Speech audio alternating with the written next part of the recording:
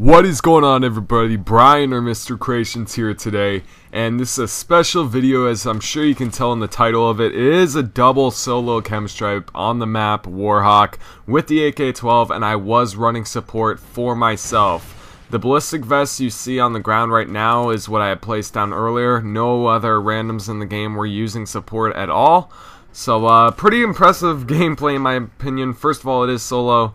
And second of all, it is a double chem strike. Now, yes, I was running support for myself, but I don't consider that very cheap considering I don't get specialist, obviously, since I'm running support. Now, I do think it's easier to get double and triple chem strikes running support for yourself instead of specialist. I do recommend it if you're a person that struggles to get double or triple chem strikes, but you get single ones all the time. Definitely try running support for yourself. It helps out a lot. Now, the main one you want to run for your support is obviously ballistic vests for extra health. There's no doubt about it. Ballistic vests are very overpowered in this game, and as you see, you can survive dog attacks. It takes dogs 2 bites to kill you instead of 1. Extremely helpful. And the Oracle, I find it extremely helpful as well for kids that camp in corners. It helps out a lot. Now, as you see, I can earn up to 3 ballistic vests before getting my chem strike, because 8, 16, 24. So I can place down 3 ballistic vests before getting my chem strike. That helps a lot. It gives me extra health 3 different times in cases where I get shot more than others when I'm going deep into spawns. Now, Ground Jammer, I don't know if I'd recommend it. I use it for the points for ranking up, but instead of Ground Jammer, if you're not going to run Scavenger, which I don't know why you wouldn't if you're running support, then run the ammo crates instead of Ground Jammer. But otherwise, a lot of people like to run the SATCOM. I found it a bit useless since SATCOMs can get destroyed pretty easily and quickly. I prefer the Oracle, which is my next point. The Oracle is hugely amazing for kids that are camping in corners, which they tend to do once you get a first chem strike on them. They really start camping usually. Luckily, these kids didn't too much. And just to let you guys know, double chem strikes are not something that happens every day for people. Unless you're playing Blitz and you have a full team running support for you, you're not going to get double chem strikes every day. I only have 2 myself since this game came out. The first and only 2 I've gotten so far, I got both of them in January. My second double chem strike was with one teammate that was running support for me, and I was running specialist with M27 LMG. But right there, I picked up a 2-minute and 52-second chem strike under 3 minutes. And to me personally, I think under 3-minute chem strikes are good, at least for the time being, since this game's been out. Like I said, I'm not a person that mainly focuses on gameplay. Like I said in previous commentaries, I'm trying to get extremely good at my commentaries. I'm right there, that Oracle. If I hadn't had that Oracle up, running support, if I was using specialists, that guy was head glitching behind that table, he would have killed me, to be honest.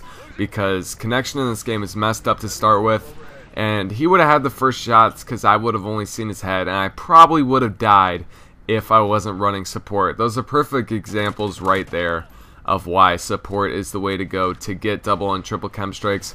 Also, support is an amazing thing to do if you're trying to rank up fast. If you're trying to get to 10th prestige as fast as possible, especially on double XP weekends, I recommend running support the most. Without a doubt, it gets you double the XP using specialist would, because you're calling in ballistic vests and ground jammers and oracles. I think the ground jammer's 200 points, just calling it in, and if you destroy each SATCOM you destroy with ground jammer, it gives you 300 points.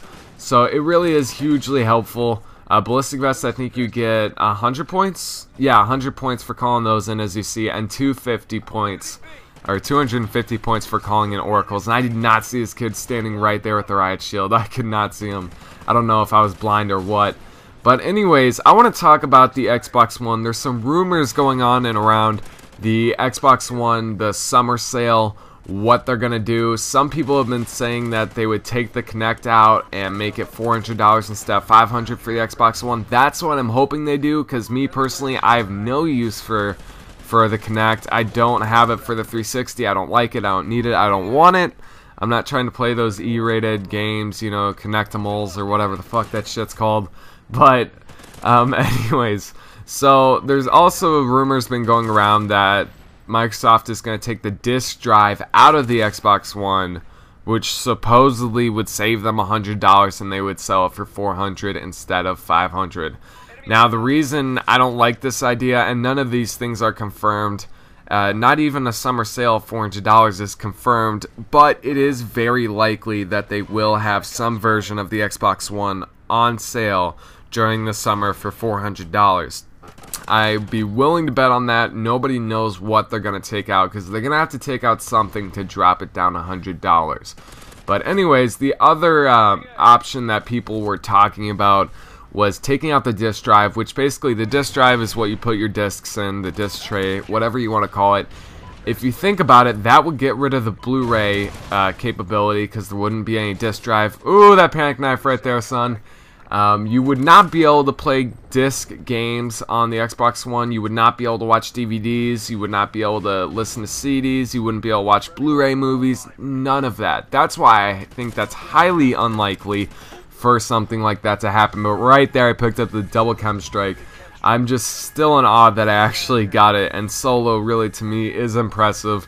And I was just carrying my team. I think I ended up getting 76 gun kills this game, or with the 2 KEM strikes called in, I think roughly 70.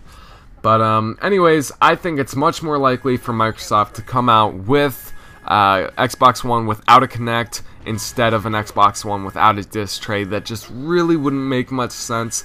And if you look it up, the Kinect for the Xbox One costs more to manufacture than the disc tray does. That's why it would make no sense to me. But hopefully you guys enjoyed the video. If you did, remember to leave a like and comment. Stay active, guys. Subscribe if you're new. I really would appreciate it. And I will see you guys in my next one.